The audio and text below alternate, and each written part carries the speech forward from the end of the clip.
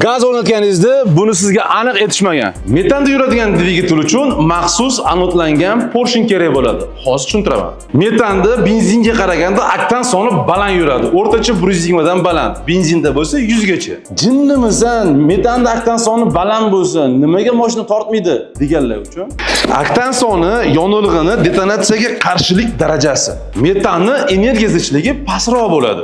Ya'ni 1 litr hajmda benzinga qaraganda kamroq energiya beradi. Bundan tashqari metan kislorodni ko'proq egallaydi, silindrga kislorod kamroq kiradi. Natijada quvvat pasayadi. Metanning yonish tezligi ham benzinga qaraganda ancha past bo'ladi. Mana endi metanda oktan soni baland bo'lsa ham mashinangiz tortishi nimaga pastligini bilib oldingiz. Metanda yonish harorati baland, yonish quruq, detonatsiyaga moyilligi boshqacha va porshin klapanlarga issiqlik nagruzka baland tushadi. Shu muammolarga yechim sifatida maxsus anodlangan qoplamali porshin ishlatish tavsiya beriladi. Anodlash alyumin yuzasida sun'iy ravishda juda qattiq oksid qatlam hosil qilish texnologiyasi. Porshin asosan yuqori toj qismi va birinchi kompression halqa kanavkasi anodlanadi. Misol uchun Cobalt dvigatellariga zavod tarafdan ikki xil porshin qo'yiladi. Birinchisi benzin uchun oddiy, ikkinchisi bo'lsa metan uchun anodlangan porshin. Bozorda porshinlar qanaqa bo'ladi? Ular ham ikki xil bo'ladi. AMP misolida ko'radigan bo'lsak,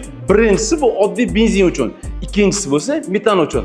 Boya aytganimdek, toj qismi butunligicha anodlangan. Tracker Onyx porshinlarni oladigan bo'lsak, zavoddan уже tayyor anodlangan porshinlar bilan chiqadi. Qo'rqmasdan metan qo'ysanglar bo'ladi.